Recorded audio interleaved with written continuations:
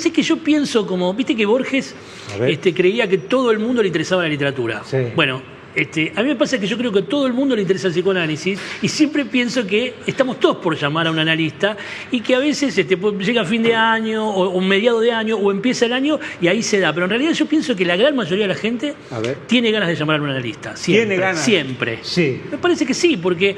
No sé, ¿cómo puede ser que uno no tenga ganas de llamar a alguien para conversar de uno? Claro. O de lo que uno piensa, o de lo que uno siente, o de lo que uno vive. ¿Cómo puede ser? A mí me da esa impresión, sé que no es así, es un delirio personal, desde luego, pero lo imito a Borges en eso. Él decía, bueno, la literatura le interesa a todo el mundo. A mí me parece que el psicoanálisis también le interesa a todo el mundo. Es parto de esa premisa. Sí, ahora, el tema me parece que ha habido... un mojón, que ha sido el tema de la pandemia. A partir Sin de ahí, duda. se nos hizo Sin más duda. común a todos y ustedes sí recibieron más consultas. Y esa variable se mantiene, porque quien entró al diván en general quiere seguir. Pero la pandemia ha marcado un hito. Marcó claramente un antes y un después, indudablemente, en todo sentido, pero en el sentido del psicoanálisis y de la relación con la sesión analítica, con los analistas.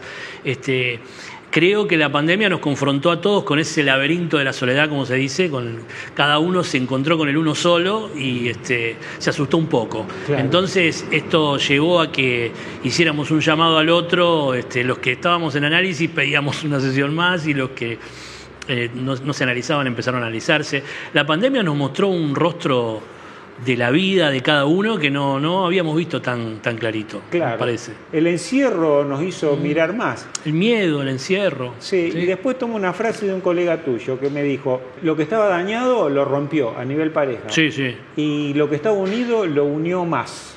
Y me acuerdo la palabra de un psicólogo así cuando hablábamos acerca de los resultados de la pandemia en ese aspecto. Es que fue algo muy grande. Nosotros ahora lo pasamos como si ya pasó, pero fue algo muy, muy grande porque además la muerte se puso en primer plano, ¿no? A mí se me han muerto amigos, conocidos, claro. Y se puso en primer plano de una manera global. Entonces fue un impacto realmente significativo. Escucha, Ángel, y si vos tenés que explicarlo sucintamente para el vulgo, para los normales como nosotros, ¿por qué el psicoanálisis o la terapia psicoanalítica cura? ¿Por qué cura? Bueno, la terapia psicoanalítica cura porque se trata de ponerse a hablar sobre lo que nos hace sufrir en el cuerpo, en el pensamiento, sobre lo que tenemos pendiente, sobre lo que nos falta. Y resulta que nos enteramos de que justamente vamos a hablar al psicoanalista porque nos enfermamos hablando también. A ver. ¿Por qué la palabra cura? Porque también enfermó. Es decir, la palabra no es la solución solamente, sino que también es lo que enferma. La palabra tiene dos caras, ¿no? Toda palabra sirve, decía un psicoanalista, o para levantar el deseo o para aplastarlo, ¿no? Ajá.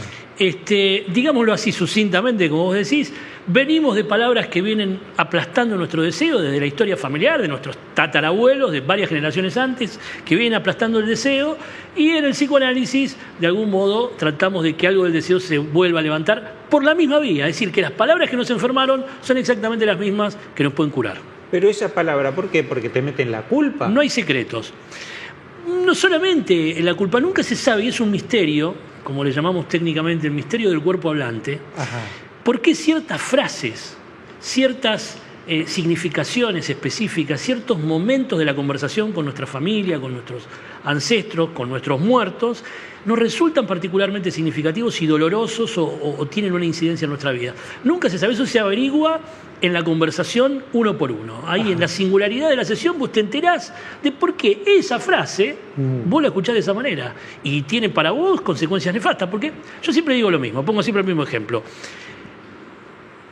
Jacques Lacan dice, la posición del que escucha determina la del que habla. Sí. La posición del que escucha determina la del que habla. Entonces, yo voy por la calle, la partícula elemental del reconocimiento, que es la palabra hola, yo digo hola, según como vos la interpretes, vos la podés interpretar como, ¿qué me saludas a mí? ¿Quién sos? ¿No? Sí. O hola, muy amablemente. O la podés tomar como una cosa de seducción. No sé, es siempre la misma palabra, hola. Ahora, según como vos la escuches, es como yo la voy a decir, ¿no? Bueno, esto es lo mismo, trasladalo a la vida.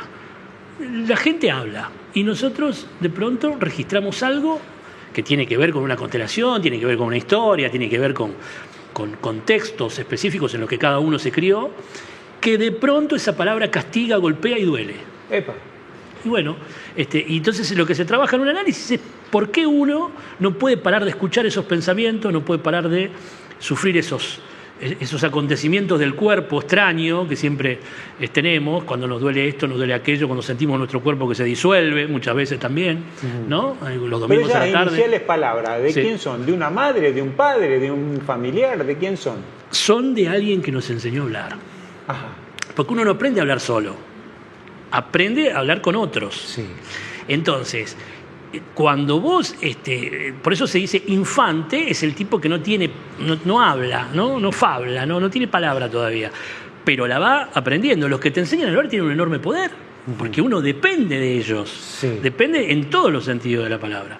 Entonces, es muy importante lo que digan, pero también es muy importante lo que omitan, que es lo que nunca dicen. Por ejemplo, Oscar Mazota decía, nos enfermamos de aquello de lo que no se habla en nuestra familia. Todas las familias tienen un secreto. Sí. Todas. Más o menos jodido, más o menos...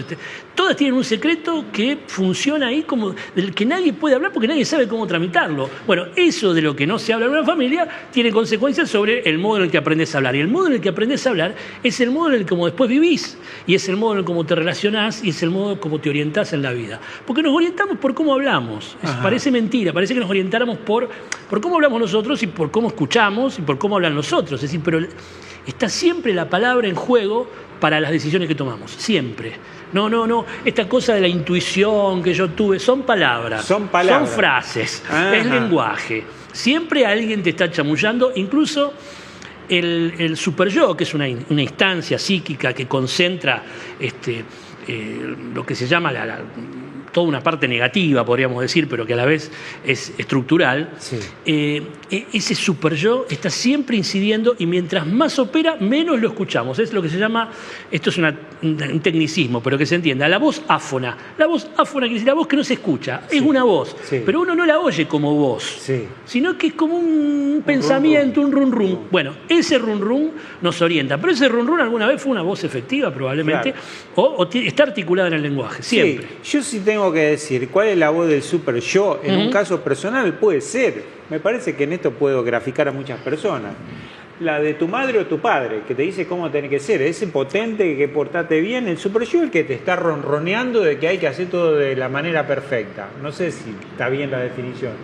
El ello yo lo puedo relacionar con la noche, con el placer, el momento de acostarse con una pareja, lo relaciono por ese lado. Y después está el término medio, que es el yo. El esclavo, como dice Freud, el vasallo. Sí. Porque el yo, pobrecito, tiene que lidiar con las exigencias de goce que tenemos, tiene que lidiar con la realidad, tiene que lidiar consigo mismo. Está siempre atendiendo a varios amos. Ajá. Para Freud, el yo, que casi vivimos en la cultura del yo, la omnipotencia yoica, pero para el psicoanálisis el yo es un esclavo, es un pobre vasallo que está siempre sirviendo a varios amos, ¿no? El cuerpo sexuado, los ideales del otro, la realidad efectiva. Entonces, es una muy interesante contradicción del psicoanálisis con los ideales de la época, porque los ideales de la época dicen un yo fuerte, claro, un yo fuerte para que pueda negociar todo, pero no se trata de tener un yo fuerte, porque el yo es el que negocia con todo, se trata de entender cómo funciona esa lógica de negociación